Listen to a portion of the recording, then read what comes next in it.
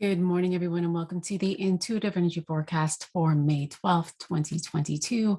I'm Arlene Grace, an intuitive energy coach, master numerologist, and channel.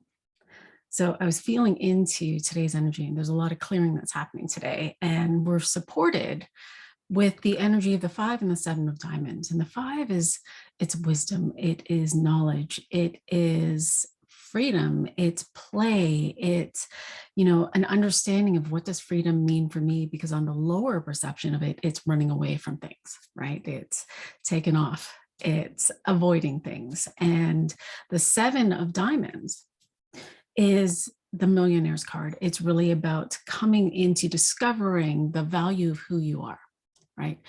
Valuing who you are, and in doing so, whatever is being expressed through you, through the work, through the service, through being a mom, through being a woman, through all of these ideas of who you are, all of these aspects of your personality, they are valued as well, right? And so the vision that I get is of this park. And so it's like a play park. And so there's all of these rides, and it's called Rites of Passage.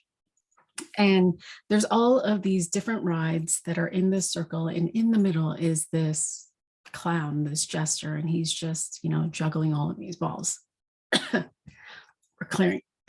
Excuse me. And so it's interesting because I'm just observing all of the rides. And the first ride is this, it's this gentle ride. It's this little roller coaster. And it's all of these little children, right? Like 4 to about 12, 4 to 13 and younger. And they're all getting on this roller coaster. And this roller coaster is representing the rite of passage of, grade school, right?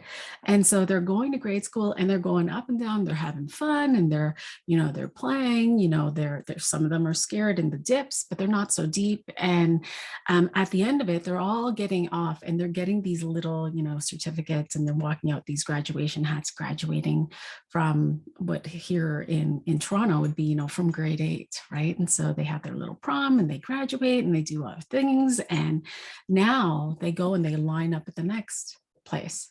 Right. And the thing is that in this graduation, like they get high fives and they're like, yeah, you did it. You graduated high school. You're going through puberty. Like, this is amazing. Value. Like, we value this piece of paper. We value that you've graduated from, grade school. And so the kids are all triumphant and they walk over to the next rite of passage, and the next rite of passage is high school.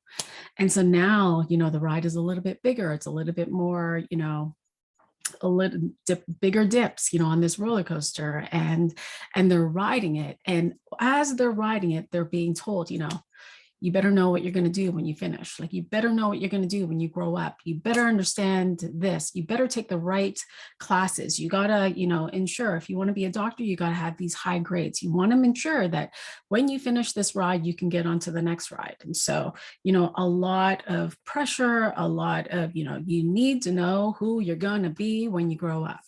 And so, they're on this ride, and it's a little bit more tumultuous, right? It's a little bit more pressure.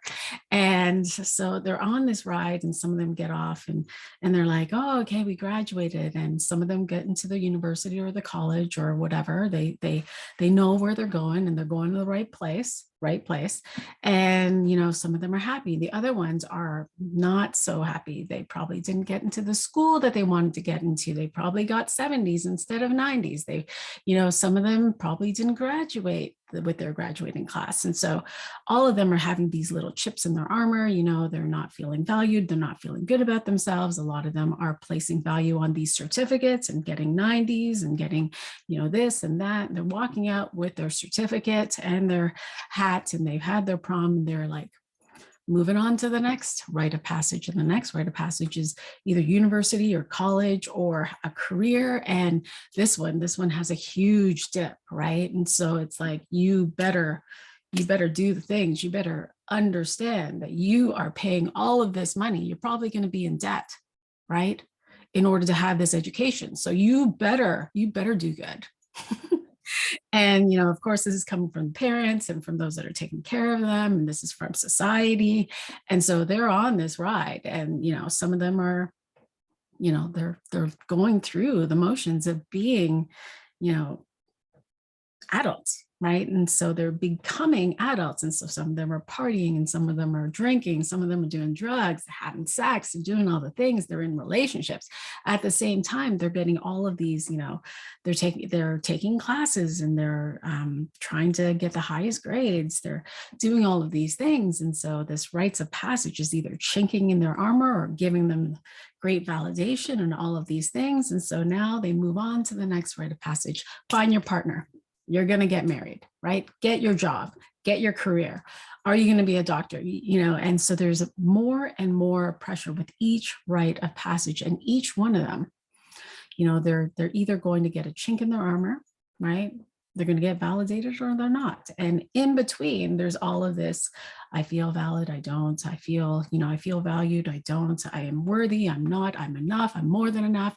All of these things for these pieces of paper, for the ring on it, for the, for the money, for the success. And so each ride has all of these things that are really contributing to their value, who they are, that they're enough.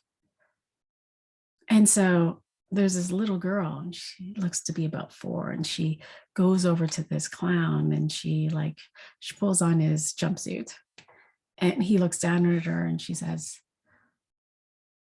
"They all have it wrong." And he says, "What?" And he's still juggling. And she's like, "They all have it wrong." And then all the balls drop. And all the balls, they represented the certificates and the ring on the finger and the, accolades and the this and the that and the car and the house and the white picket fence and the 2.5 children, all of these things, and they just fall to the ground. And he looks at her and he stoops down, so they're looking eye to eye, and he's like, "What do you mean?" And she said, they have these pieces of paper and they put it up on their wall, they plaque it, they do all these things, but then there's no meaning to it, right? It's just there collecting dust.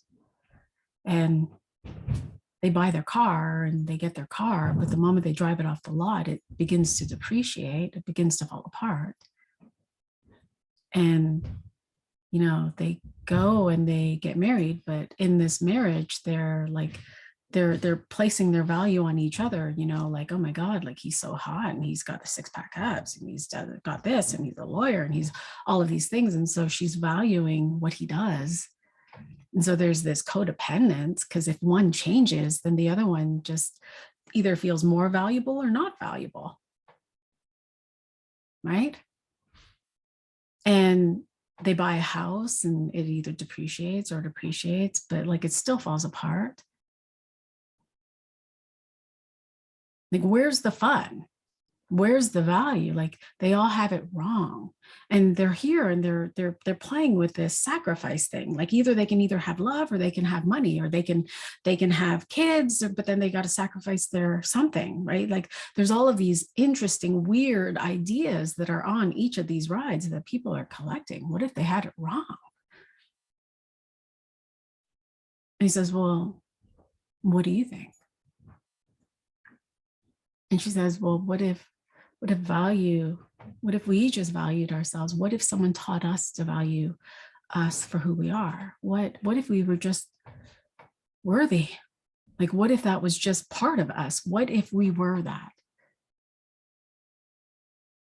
What if we focused on that here and now? What if we just remembered and activated that? What if we just knew it because it's here?" How would that change everything? How would that change our life? How would that change how we direct ourselves? Would we still be chasing a piece of paper? Would we be still chasing the money? Would we still be sacrificing either love or money or this? And would we know that we could actually have it all? If we placed our value here, if we focused on that here, wouldn't that change everything? Wouldn't that just probably make that easier? life easier, more fun, more playful, more free? Why can't we just do that? And he nods his head and he smiles. And so here's the thing with our value, right? Everything is energy. Absolutely everything, right? This pen made out of energy, me, energy, everything around us is energy, even if we can't see it. And the value of a penny is that the same as $1 million, a gajillion dollars, a bazillion dollars. Like the energy of it, it doesn't change. It's still the energy of money. It's still the energy of wealth. And we can have more of it. It flows, right? Money's always, energy is always moving. Money wants to move, in fact, doesn't like to stay still, right? So if you're hiding it underneath your mattress, move it. Money likes to move, to flow. And so your invitation today is bring focus to the value of who you are here inside. And that when you bring focus to it, what if that was just enough? We don't have to contribute. We don't have to have more value. I have to value myself more, right? I need to have lots of value in my body. No, just bring focus. Bring focus to the value of who you are and act on behalf of it. What would it mean to act on behalf of your value? If you valued you, what would you do for you? Right? If you valued you, what would you do for you? We've been moving through this journey. It began with I matter first. I matter first. And then together we matter, right? I believe that came through on Monday or Tuesday.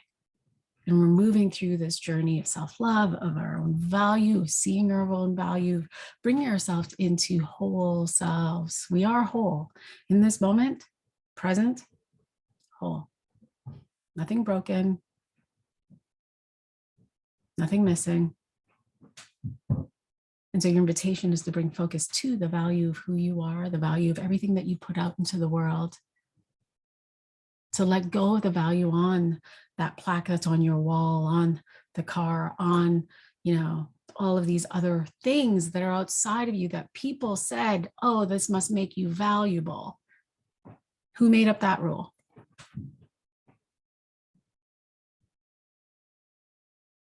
Right? And so if you were to bring it back to you, I am valuable. I am worthy. I am value. And I'm going to feel that in my body. And what does that feel like? I'm going to bring in a little bit of love, a little bit. I'm going to bring in love. And that just amplifies it. Because the more you love, the more flows through your body. And so as I feel the value of me, which is now my focus today, what am I willing to do for me to act on behalf of it? Am I going to romance myself? Am I going to, value myself and love myself as I feel inspired to go for a walk, as I feel inspired to go for a drive? Might not want to with all the gas prices, but who knows? I'm kidding. What would that inspire? And so play with that today. What if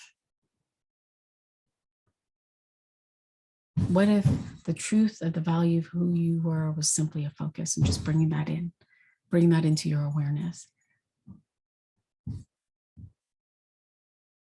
How would your life change? Would that shift the way you think of the rites of passage? Would that shift in what it is that you want? Would that shift in the idea that you had to sacrifice yourself in order to attain something? I can't have both. Well, what if you could? What if you could actually have everything? What if you could have money and love? What if you could have your business and kids? What if you could just have it all? Because you can. Beautiful. Questions, comments, please feel free to share and I will be happy to respond. Sending you all so much love. I'll talk to you tomorrow. Bye for now.